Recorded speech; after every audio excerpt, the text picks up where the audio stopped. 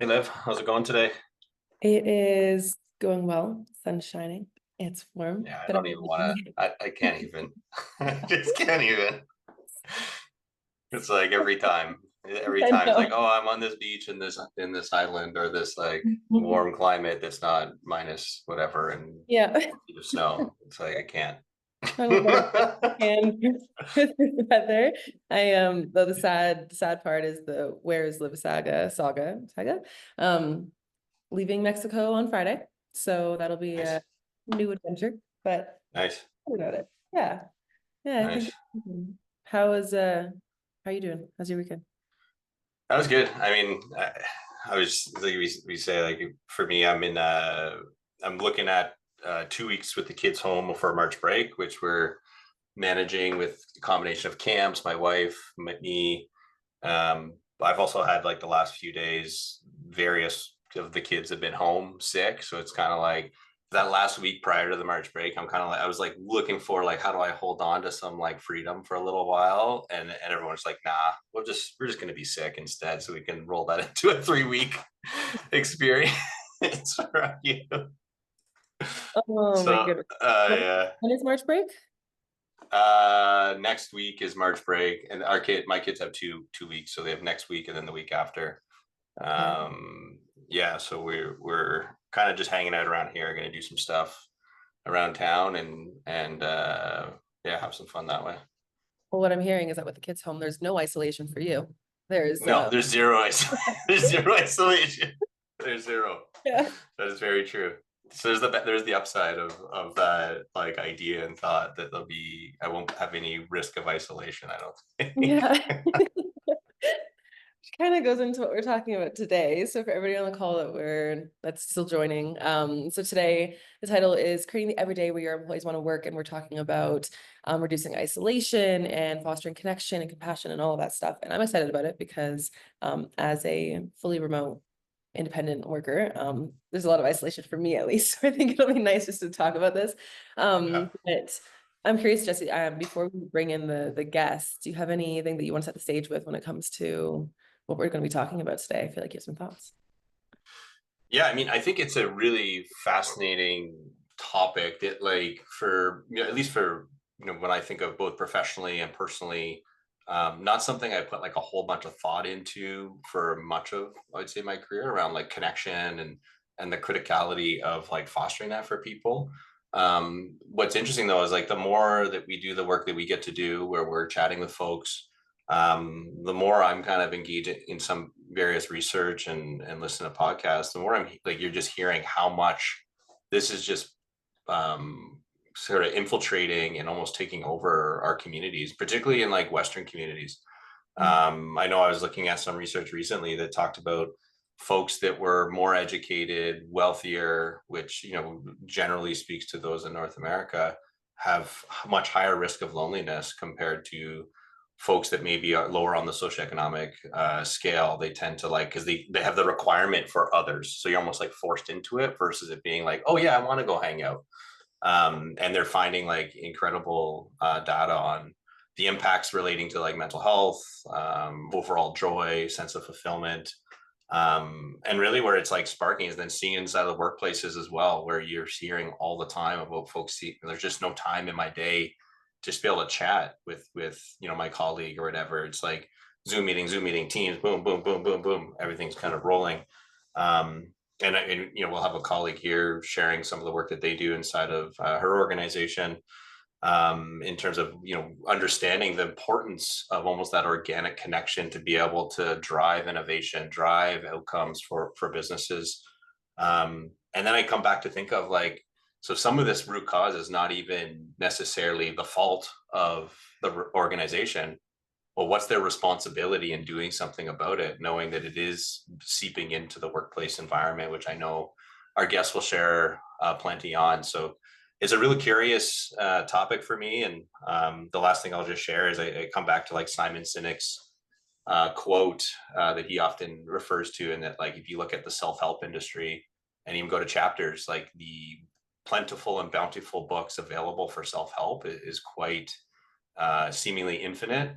but there's not a lot about like helping others necessarily. Like it's not always the first place we go, even though there's like communication books and such, but it's not centered on like how do we help others, how do we build community, how do we find that, and I think it will just be a really interesting conversation with the guests we've got. I'm excited about it. I think also you mentioned podcasts. I feel like one day you have to put together like a whole list of podcasts that everybody. It's a good idea. We should do that. Like what which Yeah. has informed, yeah, because it definitely Yeah. informs a lot of my thinking and focus with work for sure. And I like to scatter around like a number of different hosts and guests and topics and such. Yeah. No, I'm excited. And I'll introduce the guests in a second. And I also like what you said, just talking about how our society over in like it's like the Western Hemisphere sounds like it's a bit more individualistic. I've also read some studies over how the Eastern Hemisphere is more collective and there's a little more Yeah. community like that. So yeah, I'm excited to have both of these guests on today. And before I introduce them, just as a reminder for our listeners that there will be a Q&A portion. So just send over your questions and at the very end we will go through them. But we'll first introduce Janet Young, who has 26 years in the workplace well-being industry and currently leads TELUS's well-being and health services portfolio in people and culture. Her and her team have designed a well-being strategy at TELUS that's been recognized nationally for excellence in the areas of well-being and mental health. Hi, Janet. How you doing? I'm great. How are you doing? I'm good, thank you. It's so great to have you. Awesome. Thanks for having me. I'm excited. Of course. And then we have Alex Wolf, who is a registered counseling therapist and the owner of Wolf Counseling Therapy, a private practice based in Nova Scotia. He has over 20 years of experience in the mental health field and has held various roles, including group home support worker, youth group facilitator, and therapist for individuals, couples, and groups. And he specializes in supporting mental health and well-being of men and boys, and has a vast amount of experience. I'm really excited for both of these perspectives to bring to the table today. And also, hi, Alex. Nice to see you. Hi, thanks for inviting me into this. I'm excited for the conversation. Yeah, before we kind of get into the actual questions and stuff, what's top of mind for you? Do you have anything in general that could be related to isolation in the workplace, or it could be just something that's happening in your life? I mean, something that's, yeah, top of mind for me, there's sort of two things, very unrelated. One is how desperately I need to get myself and my family out into the woods more often. Nature is a huge part of my self-care, and there's been a lack of it recently. And so anyway, that's been on my mind. We did get out last weekend, which was great. But the other thing is really sort of, there's been for some reason, culmination of like work-related things going on. People close to me, you know, the state of sort of the work environment, what's available, what's out there. So that's on my mind. I'm also currently hiring at my practice, which is sort of new to me.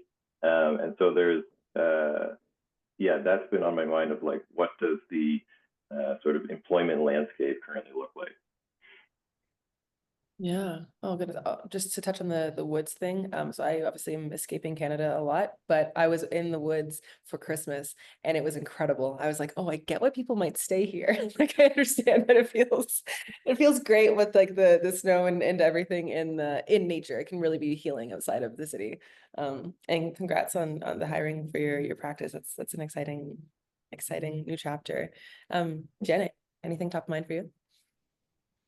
Yeah, I mean, I think this topic obviously is very top of mind for me. And I think personally, with two teenage boys at home, making sure that they have, and I can't wait to hear more of what Alex has to say, given his work, working with men and masculinity. But it's definitely a top of mind concern for me is making sure that one, they're good humans, but also that their mental health's intact. It's still a challenging world with social media, and I think, boys specifically in my case, there's a lot of concerns with use of it, how it's utilized. I think Jess and I were talking about this one day, right? Like the things that I saw in high school, they still exist. Those the pressure, the things that come along with peer pressure and those relationships that they build in high school. It's different, and it's because social media is there, but it's still the same sort of challenges. So I always sort of worry about that personally. But then from a workplace perspective, we're just as a workplace that does engage and support hybrid work and virtual work. It's trying to find out, especially in a post-COVID world, and determine, we're still trying to figure out how to make sure we're creating those spaces and places and opportunities for people to connect. So I look forward to talking about that a little bit more, but that's definitely top of mind for my team in 2025 is how do we still very intentionally create connection opportunities for our employees at TELUS. It's interesting. I was, as I was wading into this topic more and more, there were some things that were like sparking for me. And I'll share a couple of one.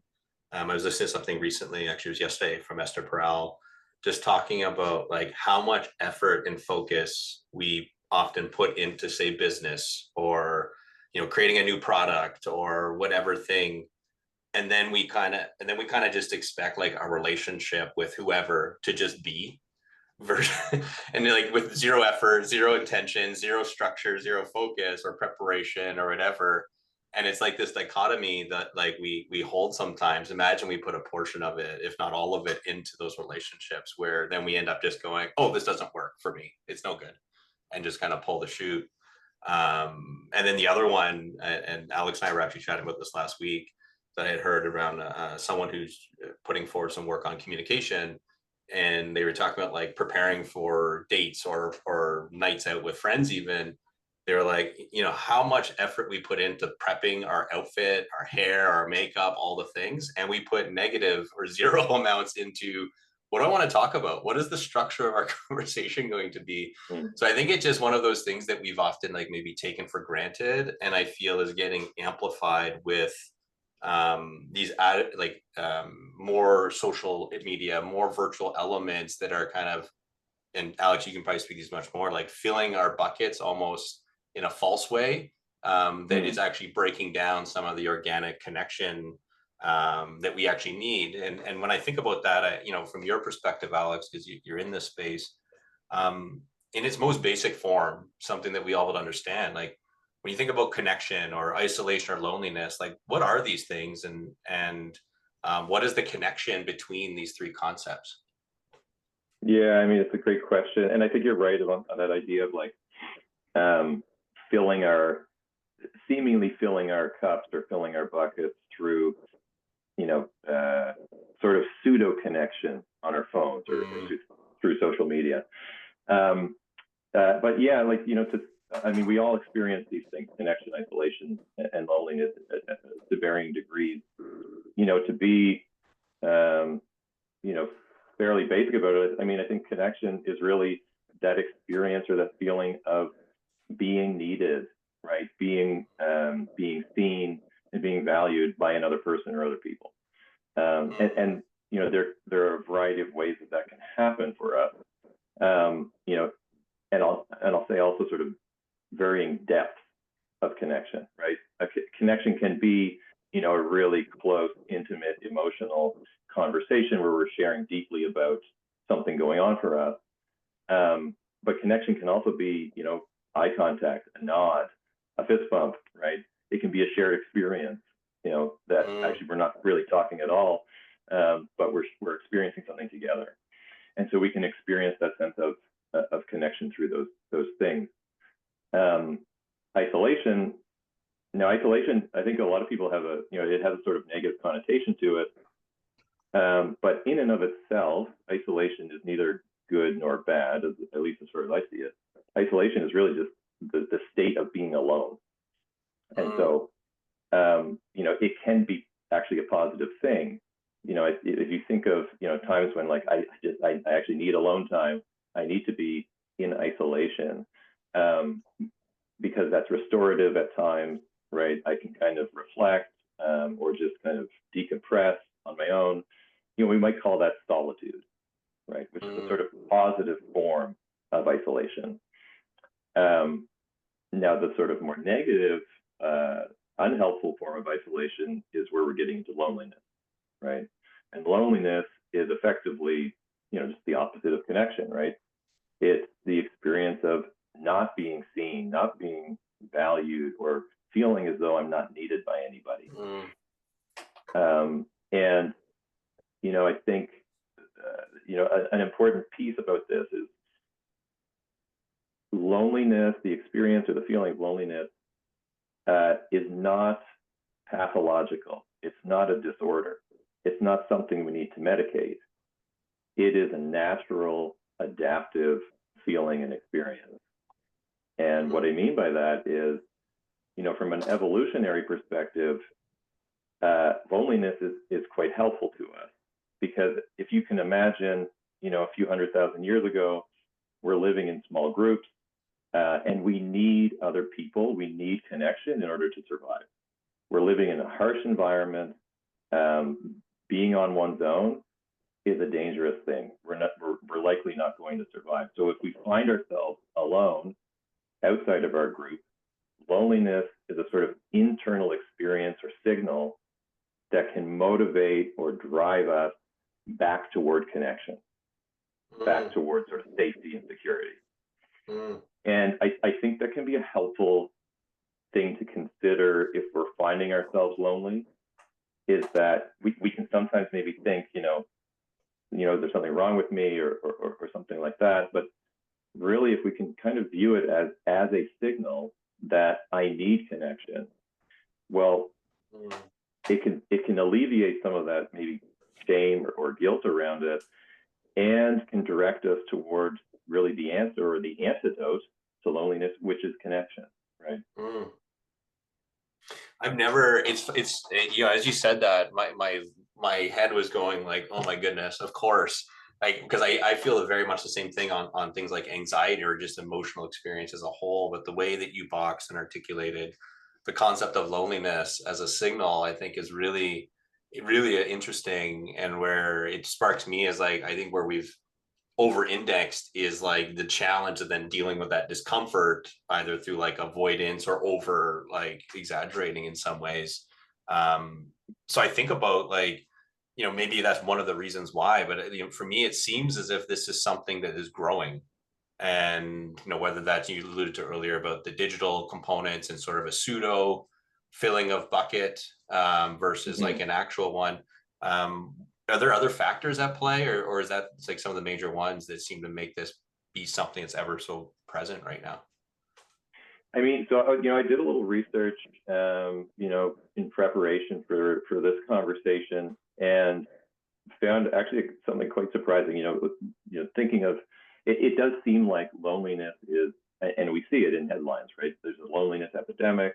It seems like loneliness, is being experienced by more and more people. But actually, what survey data has been showing over the last 80 years, there's actually not been a shift one way or the other in self-reported loneliness across age groups, and this is looking at primarily Western Europe and North America. And I think what might be actually happening is there is a greater acceptance of speaking about mental health generally, loneliness, which is it's sort of a double-edged sword in some ways. But we can get this notion that loneliness is really, really bad right now, when in actual fact it's sort of as bad as it's always been, which is not good, right? What the surveys show us is that somewhere between 20 and 30% of people report being often or always lonely, and that's significant, right? Especially when we start looking at, and I don't know if we want to go into the weeds of this, but when we look at the actual health effects of loneliness, they're significant. They're comparable to the health effects of smoking and obesity, and so while there maybe isn't an actual sort of increase in loneliness, there is still a significant issue that I think needs to be looked at in ways that we're maybe not looking at it. Jen, I'm curious for you, when you think about, I mean, it's some interesting, because to me, I see both sides of like where, it's nice to come back to the research and reflect on what you just laid down. And then I know there's like some other data, and it depends on like how far you're going back, which is like, well, obviously there's been crazy amounts of change in our lives over the last 150 years to 80 years. But I'm curious, as you think about, the concept of loneliness or even connection on the other side, how do you find this is showing up in our homes right now?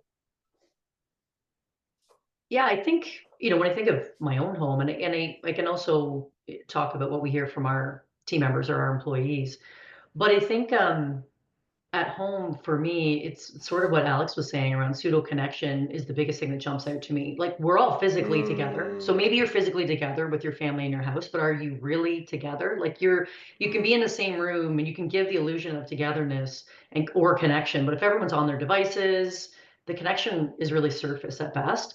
And so I think though you may be physically present, you're not really present. And I think that's part of what we're seeing manifest at home in homes and what people are feeling. And maybe parents are feeling that because they remember when they grew up without technology, it Sure. looked a little different. So I think that's what I hear about, and I experience myself probably the most, again, with two teens that love their technology. It's sort of finding that balance. And even when we do make an effort to be together, are we really present and being together?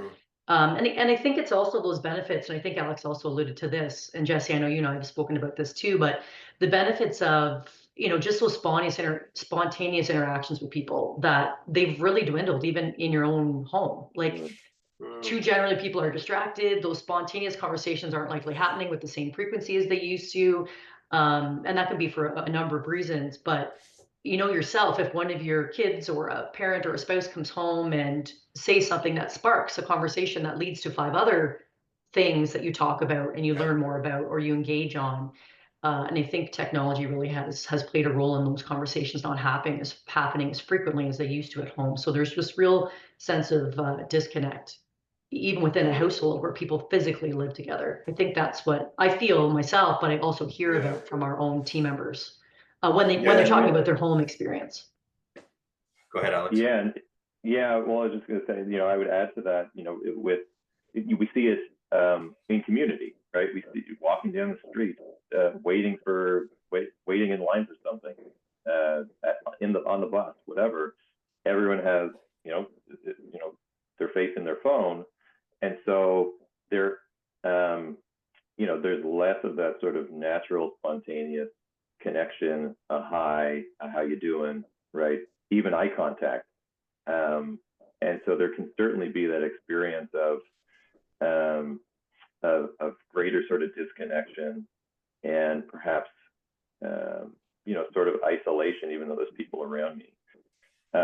One thing I would, throw in there about sort of, the digital age and its effect, or the factors that are perhaps contributing to current loneliness, right, is we're really living in a time when we don't need in-person connection to survive, right?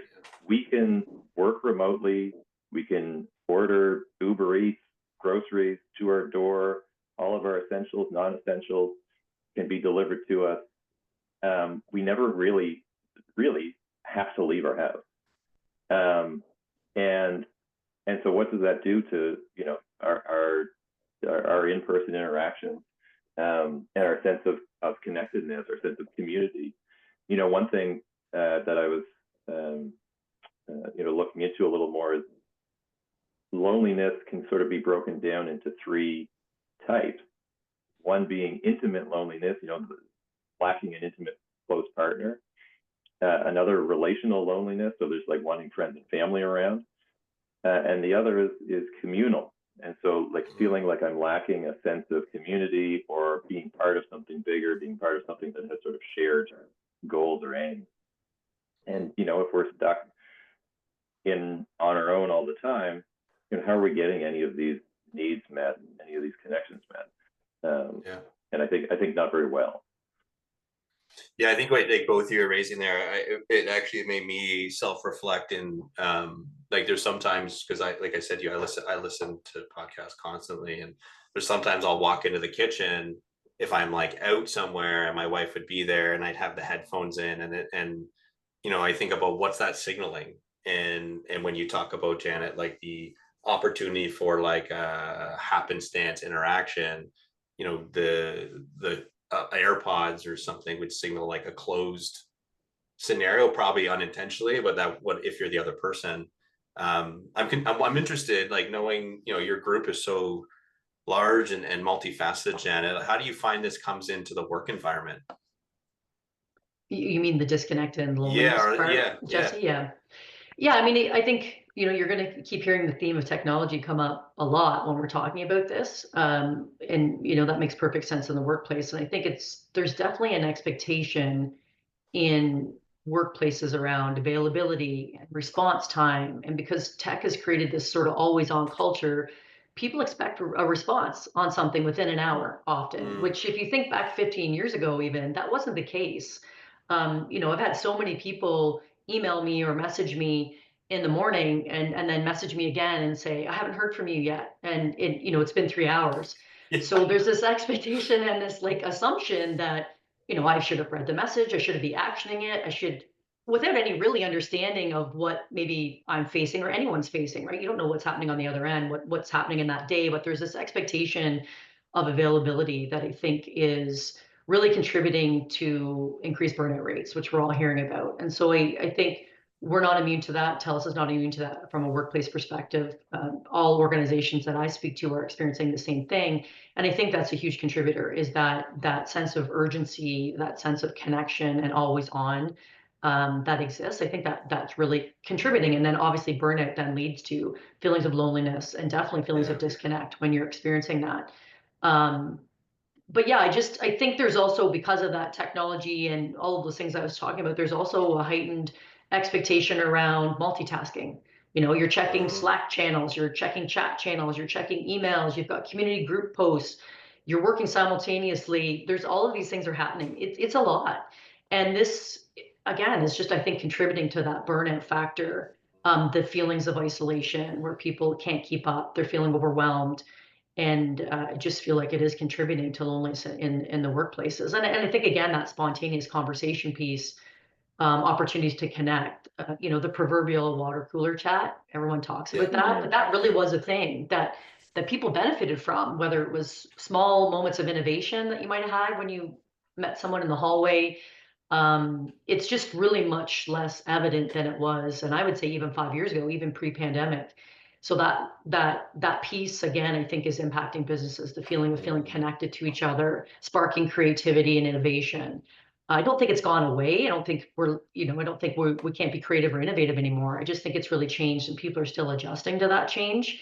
And then I agree with Alex, like he was talking about the nonverbal cues, body language, tone. I feel like it just makes communication more impersonal, and so that directly impacts connection. If you can't pick up on something, if I can't see you, Jesse, and we're in a video call at work and your camera's off and I can only hear you, I can't see your body language, so I'm interpreting or guessing based on your tone. There's a lot more of that than if you and I were in a room together where I could read the whole picture. And so I think, again, back to those sort of more shallow connections, I think that's what we're experiencing in the workplace a little bit, is a little less familiarity with each other because of those types of things all contributing. Think about too when you raise the idea of like getting bombarded by information that you need to action immediately and have to get back. I know in conversations we have with leaders, we often speak to the increased access through all the forms of communication you mentioned. What we found it's been doing is remove the filtering on the person with power. So because they can just fire the email instead of like, is this idea worth me getting out of my chair and like walking to wherever to bother someone? It's like there's that immediate shoot the email off. And so then it actually puts the burden on the person who may not hold power in the relationship or has all these action things they need to do to decide like, where am I inventorying, which might have been previously held at a leadership level, which is just an interesting thought. And maybe the last one for you, just before we get into what we can do about this, because I think it's a critical point, and I'd invite you to add in after Janet responds, Alex, is clearly much of the stuff we're talking about here is not even necessarily directly related to job function. Like these are things that are happening all around. And I'm curious from your perspective, like what is the responsibility for organizations to support this issue, or if you want to even like forget about it as an issue, but foster more connection and move towards that? Like what's your thoughts on that? Yeah, it's interesting. I mean, we're really in the middle of trying to figure this out because it's still a relatively new phenomenon, right? Like again, post-COVID world, in workplaces where we had always embraced hybrid work and flexible work for many, many years. So for us, that adjustment was less so. But if you think of some other organizations where they literally didn't have hybrid work and now they do have it, it's a significant shift. And for us, we have more people that are doing hybrid work now, or, you know, are fully virtual. So I think we definitely see that we have a responsibility as an employer. We're really committed from a well-being and mental health perspective. And even when you think about something like human sustainability, like what are we doing to create value for our team members? The typical employment arrangement really is more about you hire an employee and the employee creates value for the organization, but we're really trying to embrace the thought that what are we doing to create value and create a positive environment for our people, less about what are they doing for us, but what can we do for them, because we know everything else will follow. And so it's nuanced, but I think it's an important way we're thinking about things is putting humans first. And so we know that what employees want from work has evolved as well. Like they weigh things like the relationship with their direct leader over pay now, which wasn't always the case. They would rate relationships with their colleagues over pay in many cases, which wasn't the case. They rate mental health and well-being support much higher than previously, in the top 3 for most employees. So I just think that if you're not evolving and you don't see it as your responsibility as an employer, you're going to be missing the boat. And so that's just a little bit about our perspective on it, is that there's no question there's a business case. And I hate to even use that term because it's not about the business case, but inside an organization, sometimes you have to make the business case. There's a business case for making people feel like they belong, for making them feel like they're connected, to ensuring that leaders are focused on creating strong relationships and building those sort of connection and those bonds with the people that, you know, that they serve. And so we're focused on those types of things. We believe fundamentally it is our responsibility to support in all those ways. And so we're looking at how do we train and support our leaders to develop those skills if they don't already have them. How are we can get into more of the specifics of what we're doing, but spending a lot of time, what I would say, in the ecosystem, like just understanding fundamentally how we function culturally as a business, and are we creating an opportunity to support connection, stronger connections, so we can help avoid loneliness within the workplace. So I don't know if that answers your question, Jesse, but like our perspective on it, that's our perspective on it. I'm happy to share at some point more about like some of the specifics that we're doing, but our perspective is 100%. We have a significant responsibility in helping address connection and educating people on the importance of connection. Yeah, it was super great. And actually, I think it leads into how completely articulated it. Like, I feel it leads into like, what is some of the infrastructure when you think of the environment that needs to be developed or even evolved to, you know, prioritize or enable connection? What jumps to mind for you, Ed? What jumps to mind for you, Janet, in terms of some of the work that you folks are doing? Specifically to enable it? Yeah. Yeah, I think you know, we're trying things. It's a bit experimental, if I'm being completely honest. Some things we know. We know collaboration spaces that support connection, like in our physical offices. Like I said, we long believed flexible work was important, but once we had more people working from home than we previously did, we have less people coming into our spaces. And so for us, we rethought some of those spaces to foster connection. And so we started messaging differently to our team members about, why do you come to the office? You shouldn't come to the office if you're taking calls all day and sitting in a cubicle by yourself. You should come to the office, and we use what we call the 3 C's. If you're collaborating, if you're celebrating, or if you're trying to connect, you're looking for connection. And so we've really started to try and message that's what, come into the office with meaning and purpose. And it's a place where you should be doing one of those 3 things: collaborating, celebrating, or connecting. That's what we want you to do when you're in the office. So I think messaging has made a difference for sure. And that's different. We didn't talk that way previously. I also think we're just trying to incent people, you know, looking to motivate people to make it more interesting to come to the office. So we've rethought some of our spaces in our buildings, as an example, where we've added things like on-demand meditation suites. You know, maybe that makes it feel a little less, if you don't have one in your home, which most of us don't, it might be a bit of an appeal and incentivize people a little bit to want to come into the office. On-demand fitness studios. So you want to come in, you've got 4 of your colleagues coming in and you want to run a fitness class together. We've got an on-demand. So you're not waiting for an instructor on a schedule. You can go in and start your own fitness studio. We've got, you know, prayer rooms, team kitchens, tons of collaboration spaces that are a lot more comfortable, like think couches and beanbag chairs and things like that. So we've deliberately tried to make the spaces more enticing, and it's working. Like you hear from people saying like, oh, it's great. We went in and we sat down, and we haven't done that in so long, where we were all brainstorming and feeding off each other's energy, and it was amazing. Like that's the kind of response we're getting. So I think that's making a difference, and we are assessing and measuring those. Are people coming in? Are they using those spaces? What's their reaction to it?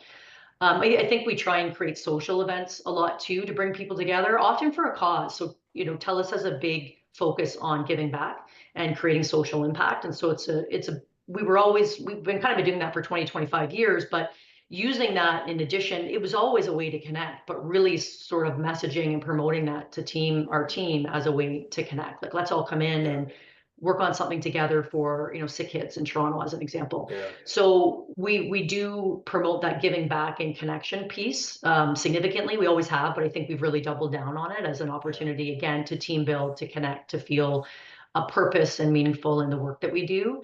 So those are some of the things we do. I think virtually too, we've created a lot of online sort of special interest communities. So not resource groups, but more special interest communities that aren't even work related, which have really taken off. And so we've got a platform where people can set up, a community with a like-minded group. So think things like running clubs, book clubs. I'm in a doodling club because I like to doodle, like just silly things that are non-work related. But again, it fosters a bit of a sense of connection. Parenting groups, it's a huge one, really popular. Recipe sharing group, like just these non-work related things that people enjoy that don't feel really work related, but work is helping enable it. I think they've gone a long way. With that parenting group, I think we have 1,600 people interacting about different things. So that's a virtual way. I think Alex was saying, right? Like it doesn't always have to be in person. So we're sort of testing in person and virtual ways to foster connection that feels, a little bit different than what was more traditional back in the workplace.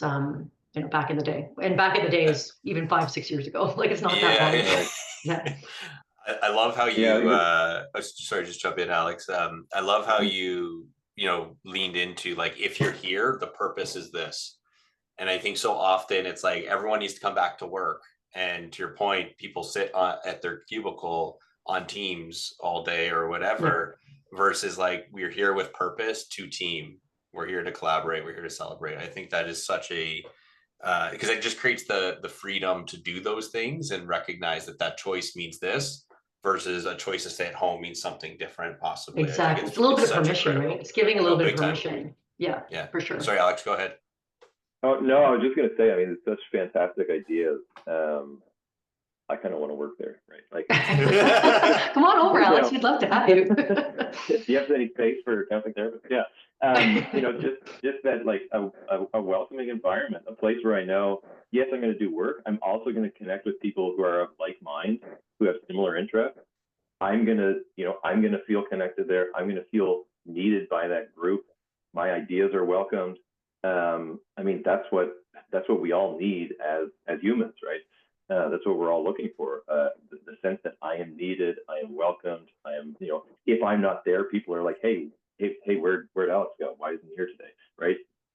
That is so critical to our sense of connection, and I mean that then sort of ripples into self-confidence and worth, and then seeing my place of employment as, wow, a place that I really value in part because they value me, right? And so, yeah, I just think like those initiatives and those, being intentional about making those spaces and creating, giving permission to create those groups, just sound like fantastic ways to help employees feel less isolated, more connected, and therefore like more eager in a way to go to work, or at the very least, perform well and keep working there, right? Yeah, that's definitely the idea, is to try and find those things. So we haven't perfected it, but sure. You're right, Alex. We're willing to test things, and we really have prioritized it. So, are we getting it right 100% of the time? Likely not, but we're trying to discover. I think there's a bit of curiosity and discovery mode that we're in, is like, what does work and what are people going to value? And I think one of the other things I didn't mention, but I did mention it earlier in one of my answers, is also spending a lot of time communicating behind the scenes. So this is back to the whole concept of like ecosystem. Is the ecosystem at the organization or the culture, whatever term you want to use, supporting connection? We still do stress the importance of in-person meetings on occasion. Again, if it's possible with purpose, but we're not mandating them. So it's being supported. And I think the other thing we're spending a lot of time on, I talked about leaders previously, is educating leaders using some of the probably studies, Alex, that you also leverage, and Jesse and Olivia, I know you leverage in the work that you do. Using that to educate our leaders on how important it is for people to connect and how that actually drives business outcomes, because to them that's an important part of the working arrangement. Like, we want to create value for our team members. We also have business outcomes that we need to deliver on. So both of those things can be both true. They can both exist. And so though our leaders are obviously very smart and dialed in, I think giving them like really credible evidence about the impact of connection, and that it's not really isn't a nice to have, because I think deep down some leaders probably think, oh yeah, like, everyone gets to the office and hangs out, like that's great. Though that seems sort of nice to have, we're really trying to elevate that conversation to it's a requirement for a successful business.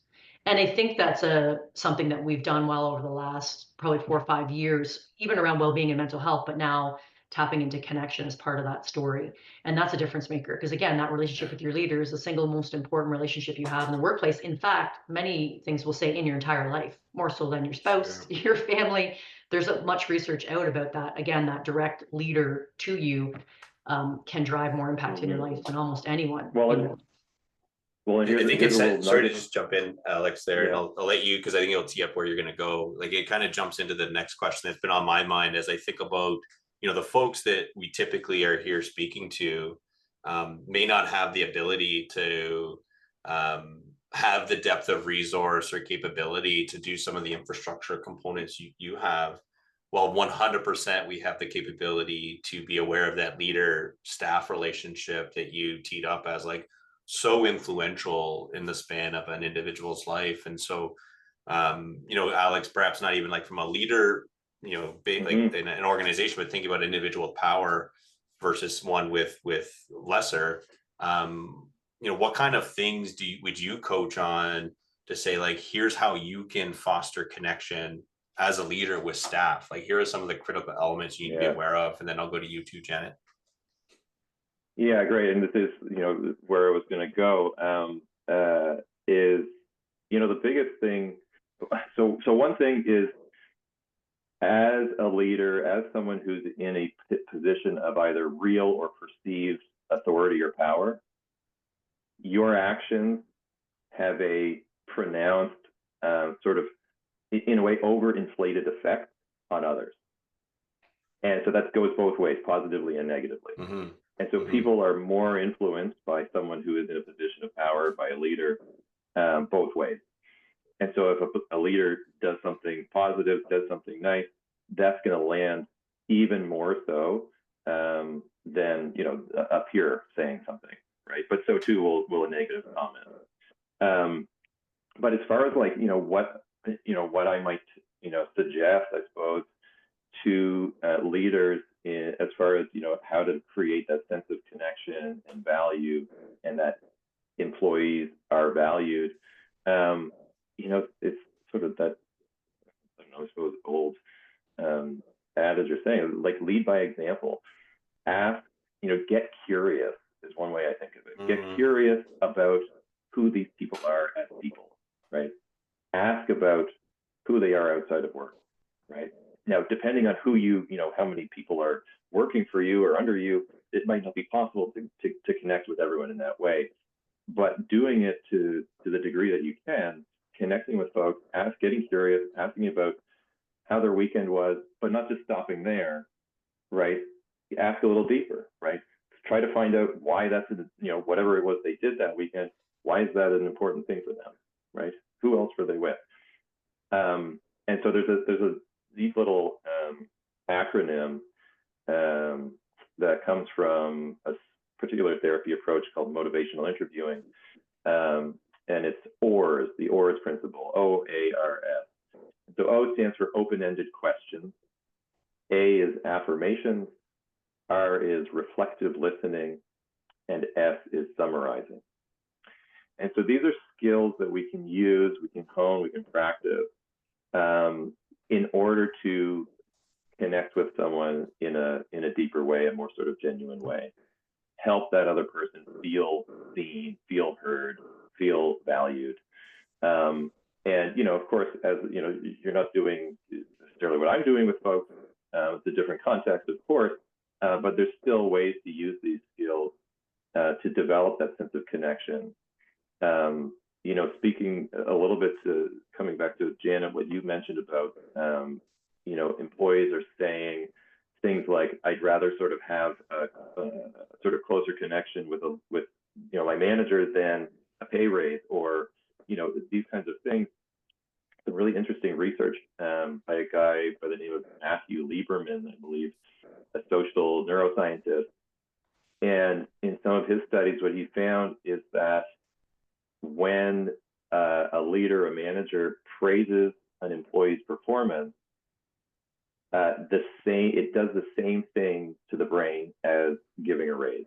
So the same area of the brain is activated and sort of lights up when a manager praises an employee, hey, really great job on that project or whatever. That has the same brain level effect. And so, I mean, that's a pretty profound finding, and something that is so easy to do, right? And I'll put a caveat in there that it will need to be genuine, right? An authentic, you know, piece of praise. But that can go so far in helping someone feel connected, feel valued. And then, you know, coming back to that, you know, it's also about business and productivity, wanting to be productive and wanting to be, you know, work hard. So yeah, I mean, that's sort of, you know, what I would kind of offer is really try to get curious about the people who are working for you. Try to know them on some level, and some of these sort of strategies, open-ended questions, affirmations, you know, reflective listening, which is effectively sort of paraphrasing, saying back what you're hearing someone say, lets them know you're listening. And then sort of summarizing, you know, just little snippets of, okay, so you're saying, you know, you went out with your friends and this is why that was important to you. Because all this does is send to that person a message that, like, I actually heard you. My eyes weren't glossed over, right? It wasn't just in one ear and out the other, because that's just another way to feel isolated and lonely. And so, yeah, those might be some sort of starting points to try to pick up and start implementing. I mean, you can do it today. Yeah. Thanks, Alex, for sharing. And just being mindful of time as we come for the last 10 minutes, we'll open up for a few questions to see if there's anything from the audience in a minute here. And maybe before we do that, to let some come in, I'd be curious for you, Janet, is there anything different that you would consider? Not that it's better or worse, but just as another piece of information to add to, you know, people's thoughts. No, I mean, I think what Alex said was such great advice. I wrote that down. ORS, Alex, I like that acronym. It makes so much sense, because I think for us, leaders are really the key to fostering connection for team members. So we can enable it in a bunch of different ways, but I think that relationship, as we've talked about so much here, is so important. And so we really encourage them to model vulnerability and openness, and be more authentic, to your point, and transparent, and not only role model it, because that's obviously vital, but I think go as far as to actually call out to the team, we're going to be prioritizing connecting on this team. We know connection is important, and we know it's going to make you feel better and want to work here. Like, obviously they're going to phrase that however it makes sense for them, but going as far as to not just role model it, it's super important for them to role model, but also just to openly talk about the role that, you know, feeling connected and feeling like you belong plays in work. And for some leaders, you know, that can be challenging because they've never led that way. So if you think about, that's a real challenge in the workplace, right? You've got leaders that maybe have led in some cases for 25 years, and now you're asking them to lead in a way they were essentially told not to lead when they started their career. So I think there's a lot of work to get people there, but again, it's having the conversations, being open about it, backing it with research, connecting it to, for us from a business perspective, connecting it back to why it makes sense for our business too.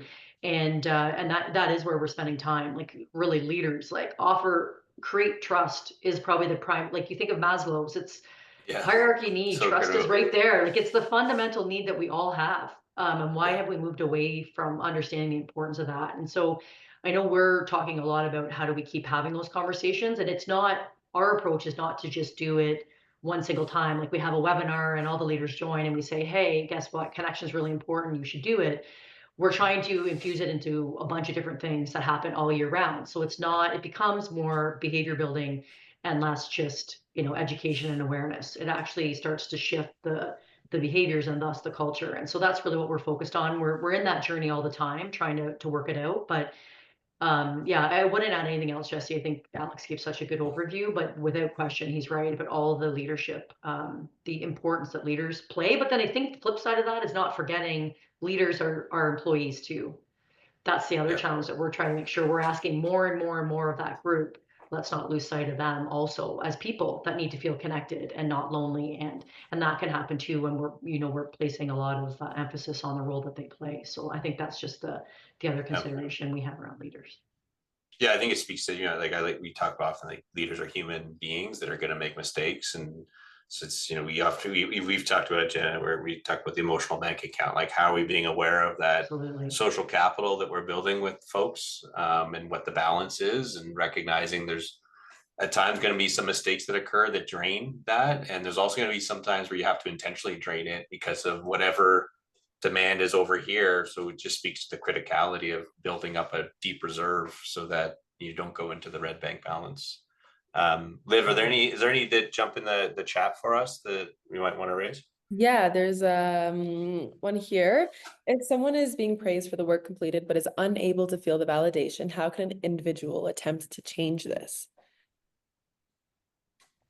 I'm wondering, maybe Alex and Eddie probably have things I don't know. Yeah, I mean, the couple things jump to mind. One thing I'd want to be looking at first is we got to look within what's within our actual control in this situation. Like if I'm let's say I'm the leader and I'm praising this employee, and the employee's having a hard time feeling validated by my praise, I'd want to first, and I'll borrow a term from a great colleague of mine, Brian Berganza. I'll turn to wonder. And what that means is really turn and look and wonder about what am I doing that could be contributing to this, right? Is it the way in which I'm offering this praise, right? Is there something about how I'm doing this that makes it difficult for the employee to really feel it and for it to really land? The other, so that's, from that perspective is, that's sort of an internal, reflective practice. The next step, if it feels, I suppose, appropriate, comfortable, is, again, coming back to that idea of getting curious, is inquiring with that employee, is there something about how I said that didn't feel right, that didn't come off, that came off as inauthentic, or is there a way that I could do it that would land more easily for you, right? Is to just, again, get curious, ask in an open way. Now, they may not know, right? Or they may say, the way you said it is fine. In which case, one thing, and then this is something I speak with clients about all the time, is we can't control, and we can only barely influence other people and other people's actions and behaviors. And so it could very well be that for a particular person, as it is for many people, right, praise is hard. And that's based on their own stuff, their own experience, right? Who knows what praise looked like for that person growing up, say. And so that's going to be a challenge for them wherever they are, or could be, and that's going to really only be sort of overcome by them themselves. But that's not to say that, you don't try these first couple of options. One being, did I say that in a way, did I give the praise in a way that was really authentic and helpful? Was it kind of, not very enthusiastic or whatever? And then asking the employee, is there a different way I could do it that would actually land for you? Yeah, I think those are sort of be some ways that that you could kind of try that out and see if anything shifts. Those are awesome. I like the clarity of focusing on what you control, and then the honesty, which I think is so critical around like you don't actually have control or influence, no matter how much you believe you do, over another human being. I think we often forget that. Yeah, I mean, there's a great quote. I say it often that, you know, the pessimist complains about the wind, the optimist hopes it will change, and the realist adjusts their sails. Right? There's things outside of our control that we can't do anything, like the wind. All we can do is adjust ourselves, our sails, and help hopefully you know, move around or have it point us in the direction we want it to. It's a great one. Thanks for sharing. Just as we go to wrap up, I'd be curious. We have a couple of things that we often do in our sessions, and I'll keep you to like a really tight response. I guess the first one being, what's the best piece of advice that you've ever received, or something so horrible that you feel compelled to warn us of? And maybe we'll start with you, Janet. Oh, geez. Best piece of advice or the worst advice I've ever had? This isn't necessarily advice, but it's just, I think, and I'm going to go back to workplace for a second. It's the over indexing and focus on return on investment, ROI. So this is a really businessy answer, but the response and the reaction that everything needs to have an ROI, especially around well-being, trust, loneliness, you can assume that it does, but this over focus on what's the ROI? I think if you ask me like what makes me cringe a little bit in the workplace is probably that sentence, and the belief that you can't do something meaningful unless there's hard dollars attached to it. I love that. I'm right with you on that one. Alex, how about you?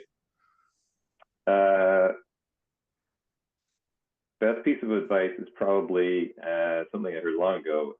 Figure out what you love doing and find a way to make money at it. That's a good one. That's awesome. One. That is really cool.